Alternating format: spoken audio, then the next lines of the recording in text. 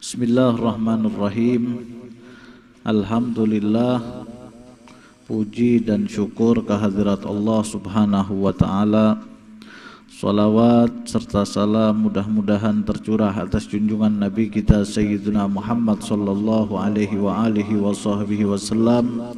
Dan mudah-mudahan kita yang berkumpul di tempat ini diberikan rahmat oleh Allah, diberikan keberkahan oleh Allah. Mudah-mudahan segala hajat kita dikabulkan berkat para aulia-aulia Allah, kekasih-kekasih Allah yang hidup di zaman yang lalu, zaman ini dan zaman yang akan datang, khususnya Al-Habib Ali Sahibil Maulid, pengarang kitab Simtud Durar.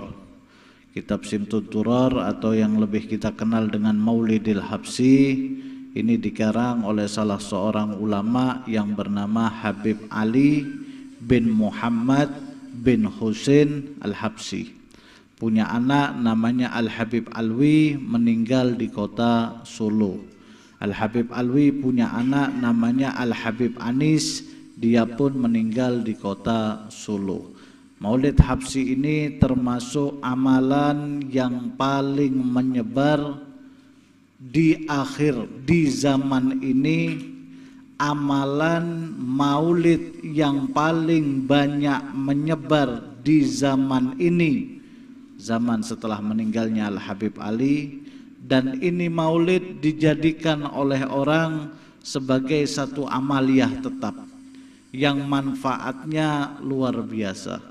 Tidak diragukan lagi kita warga Kalimantan Selatan yang mengikut dengan guru kita Kiai Haji Muhammad Zaini bin Abdul Ghani, ini semua mereka memiliki satu amalan rutin setiap minggu, bahkan ada yang setiap hari.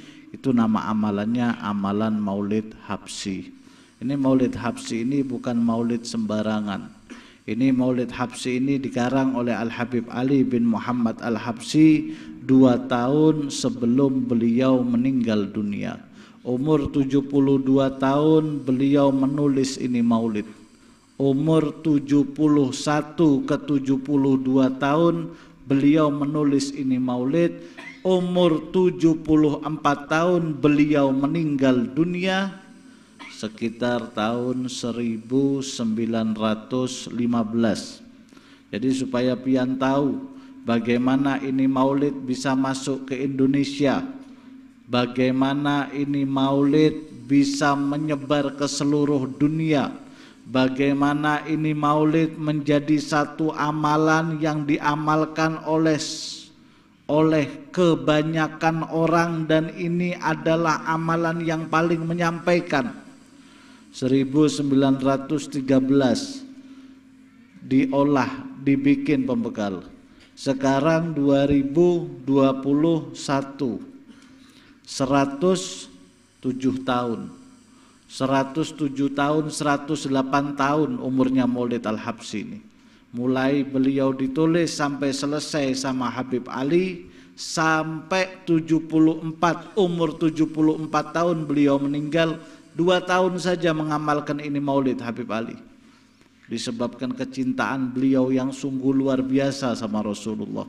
Sampai akhirnya umur 72 tahun, seringnya beliau melihat Rasulullah, seringnya beliau bertemu dengan Rasulullah. Akhirnya beliau curahkan pertemuannya, ceritanya itu dalam satu buku, satu untean mutiara Simtud Durar yang beliau beri, yang dikenal oleh kita pada hari ini dengan nama Maulidil Habsi. 1915 Habib Ali meninggal. Setelah itu ini maulid diserahkan kepada muridnya, namanya Al-Habib Muhammad bin Idrus Al-Habsi. Pian yang pernah ziarah ke Surabaya, ada namanya Ampel Gubbah. Ini Maulid Al-Habsi pertama datang ke Indonesia yang membawa namanya Habib Muhammad bin Husain Al-Habsi. Habib Muhammad bin Idrus Al-Habsi. Itu yang ini dicatat. Pian ini sejarah-sejarah seperti ini langka disampaikan dia. Yang tahu hanya orang-orang yang memiliki hubungan saja sama keluarga Habib Ali. Kalau tidak punya hubungan tidak tahu pian cerita ini. Ini maulid pertama dibaca di Indonesia di kota Cirebon. Pertama orang baca maulid Al-Habsyi itu bukan di Jakarta, bukan di Surabaya, bukan di Gresik, bukan di Solo. Pertama kali maulid Al-Habsyi ini dibaca sama Habib Muhammad bin Idrus itu di kota Cirebon. Nama kampungnya Jatiwangi. Dibaca di Cirebon 2 tahun. Setelah itu dibawa ke Bogor. Ini maulid dibaca di Bogor. Kenapa? Karena ada satu orang alim di sana, termasuk daripada panutannya Alawiyin, termasuk daripada ulama besarnya Indonesia, dan bahkan dikatakan Habib Ali pernah ikut menimba ilmu dengan beliau. Namanya Al-Habib Abdullah bin Muhsin, Empang, Bogor. Habib Abdullah bin Muhsin. Ini orang alim besar ini Habib Abdullah bin Muhsin ini. Bukan orang sembarangan. Dikatakan sama Habib Abdullah bin Muhsin, baca di tempat saya. Itu dibaca di Empang, Pembekal. Dibaca di Empang itu. 2 tahun di Cirebon, dipindah ke Empang. Setelah dipindah di Empang, ternyata Habib Abdullah bin Muhsin menyerahkan kembali kepada Habib Muhammad bin Idrus, dibawa ke Masjid Sunan Ampel, Surabaya. Dibaca di Masjid Sunan Ampel, Surabaya sebanyak 2 tahun. Tahun 1915 diserahkan sama Habib Ali ke Habib Muhammad bin Idrus. 1915 sampai 1919 ke-20 meninggallah Al-Habib Muhammad bin Idrus Al-Habsyi di kota Surabaya. Maka dilanjutkanlah ini bacaan maulid Al-Habsyi. Jadi pian tahu kenapa kita sekarang baca maulid Al-Habsyi, kenapa kita punya guru di sekumpul baca maulid Al-Habsyi, kenapa orang di setiap penjuru membaca maulid Al-Habsyi. Ini perjalanannya maulid Al-Habsyi sampai ke tempat kita amalkan, kita baca, kita dengarkan, dan yang lain-lainnya.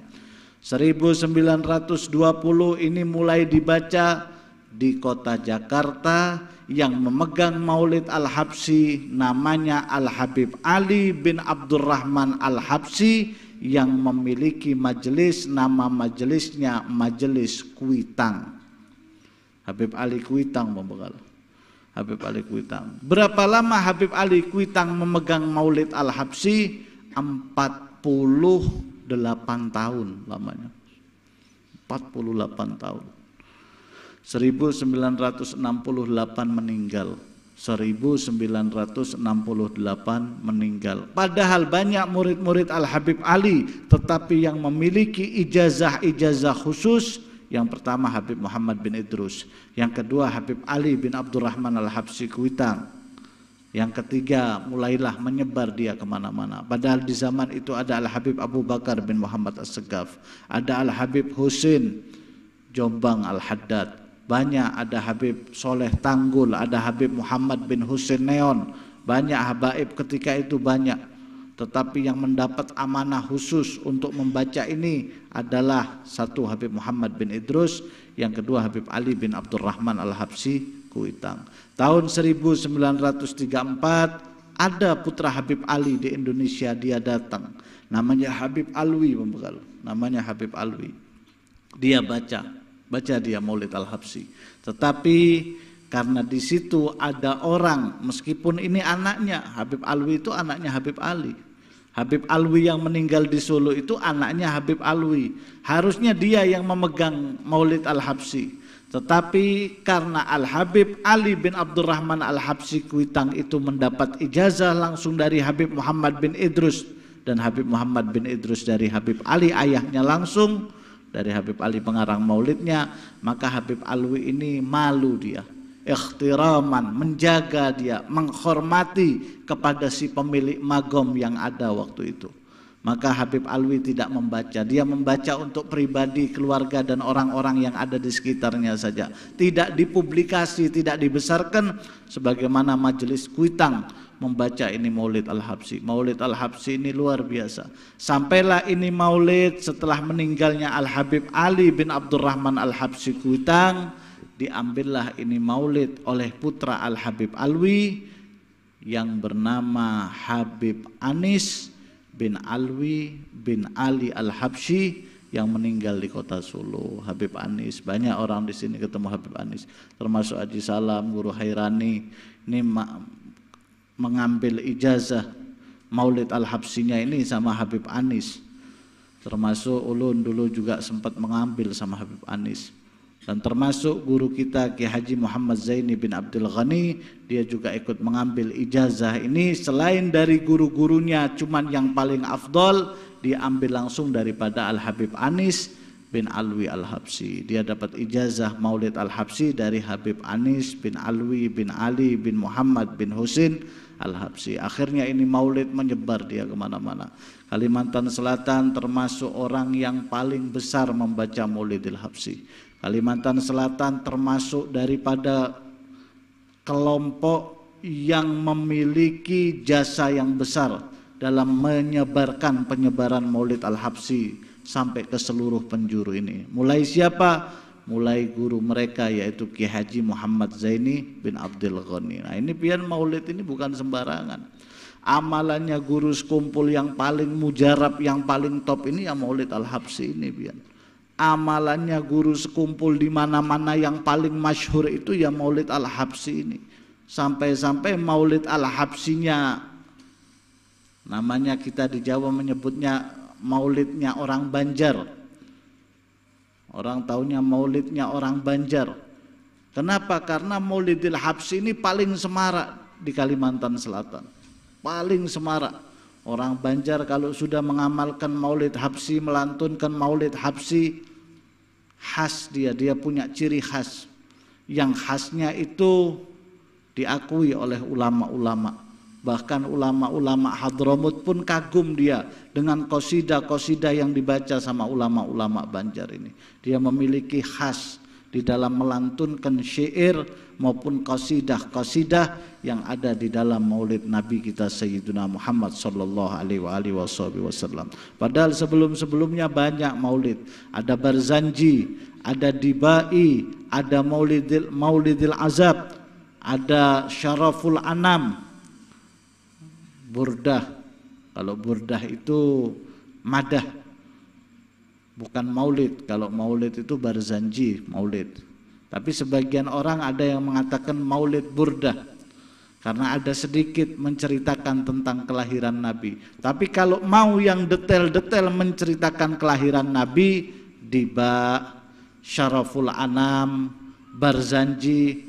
Kalau maulid paling tua maulid paling tua Barzanji, Pak. Barzanji. Pengarangnya namanya Sayyid Ja'far bin Hasan Al-Barzanji, anak keturunan Sayyidina Hasan bin Ali bin Abi Thalib. Nah, ini maulid Barzanji ini dia luar biasa juga. Semua maulid sama, setiap pengarangnya memiliki pemberian yang berbeda-beda dari Nabi kita Sayyidina Muhammad sallallahu alaihi wasallam. Nah itu jalur cerita Maulid Al-Habsyi yang dikarang oleh Habib Ali masuk sampai ke Indonesia sampai di zaman kita sekarang ini. Nah, yang kita baca ini adalah biografi manaqib daripada Habib Ali bin Muhammad bin Husin Al-Habsyi.